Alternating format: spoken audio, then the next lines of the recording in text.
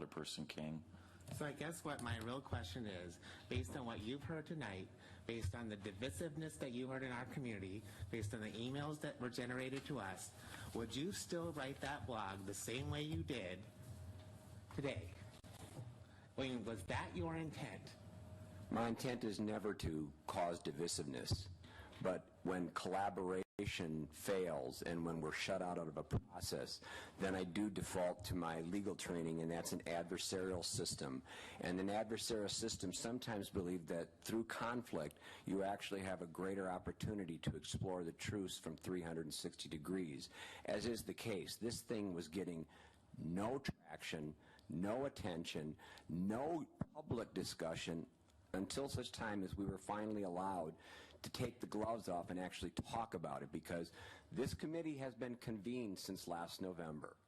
Yes, we have a staff member assigned, Captain Mary Schaaf. Our level of participation for a community-based initiative seems to have basically left the police on the sideline with very little facilitative input as subject matter experts on anything. I would think that at some time in 7.5 months, the chief of police would be asked something about where I see the direction or those areas that are perhaps the most compelling relative to their own independent conclusions. That was never done. Then I was told there'd be an opportunity to respond once the price tag grew at BOE.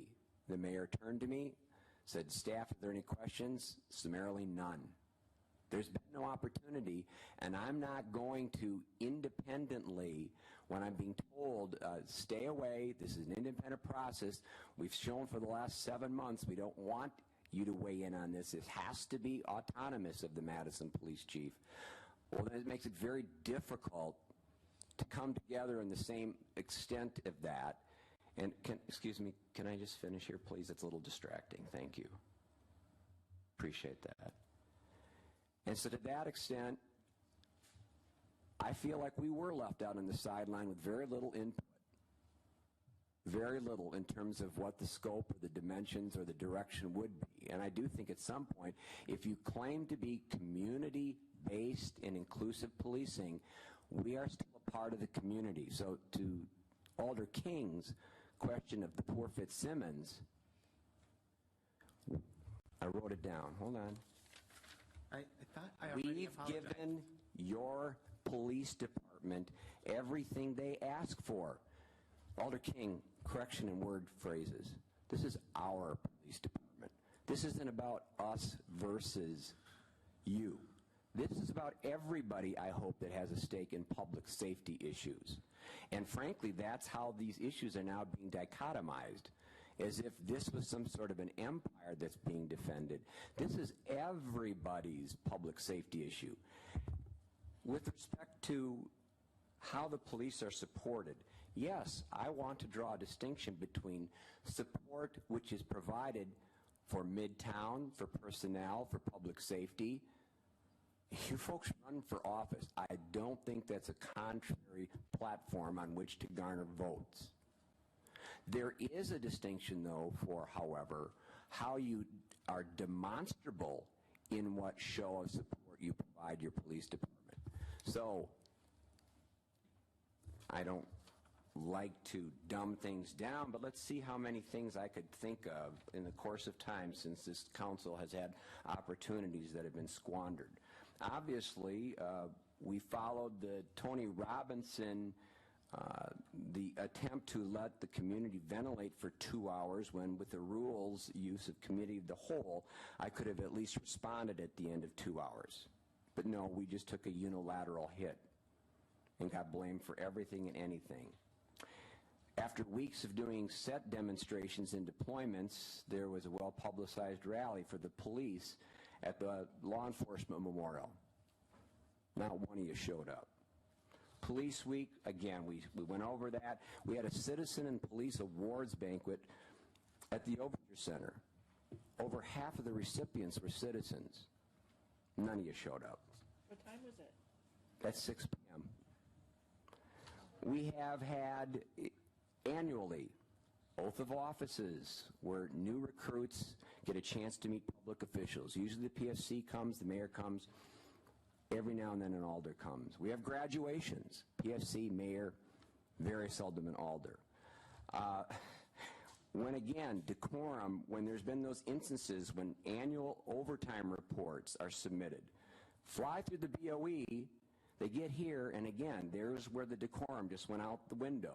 Registered speakers who have nothing to say about the overtime budget and used it as a mere pretext. And what do?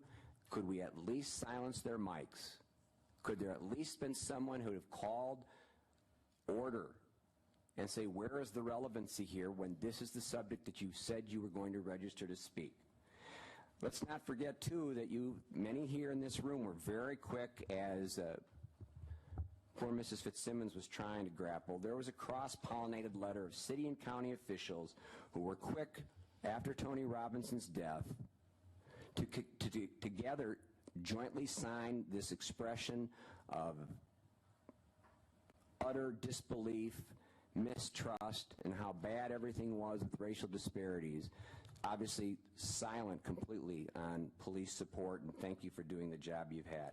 And then, quite frankly, there was the resolution the week before Tony Robinson's anniversary of his death. Thank God I got caught wind of that and referred it to the city attorney, who then referred it back to you to say, drop this, we're in litigation. The comments that were made to the Madison Police Department were spurious and completely without merit. So there are ways to be supportive of the police, and then there are demonstrable ways to be supported by the police. Someone told me in the last 24 hours, Chief, I don't get why you're angry. We support you. We vote for you. And I said, that's not the same. It's a different form of support. When there have been those moments, those contentious issues, where you have a chance to weigh in, your silence is what's crippling the morale of my force. That's what I'm trying to elucidate here. We appreciate the support, and you are benefiting from this department. You're putting your money where your mouth is, and we're grateful. But now we're asking for something more. We are laboring in a very toxic and challenging environment, and it would be nice if from time to time we could rely on some symbolic support, verbally or in writing, or just by showing up. I'll ask an open-ended question. How many of you ever drop by to your district station to thank the people and what their work is? Good. Good. Because, interestingly enough, besides having words twisted about the police not wanting this, it was, is it time, and is it for that price? Those are completely different than saying you're fighting an evaluation. No one has ever been fighting an evaluation. Thank you, Alderperson King.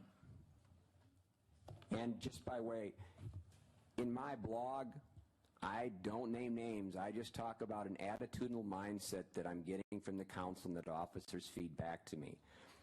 I didn't go to the point of saying, I'm all about, my whole life has been about fighting white men throwing temper tantrums. That sounds rather sexist.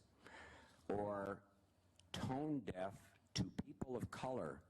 That's interesting, considering how much activism has been done by this department and by me personally in fighting things like Assembly Bill 460 and testifying against the Wisconsin Chiefs of Police on behalf of our undocumented Latino community. So, yes, you're right. There have been a lot of hurt feelings in this whole context. You take your vote. If the vote passes, we move on. That's part of the democratic process. But I don't think the police should be blamed for tuning up the entire community about the significance of what this $400,000 investment means at this particular time. No one said we were against it. Thank you. Thank you. Alderperson King, you still have the floor. I do want to follow up on the question, because Dan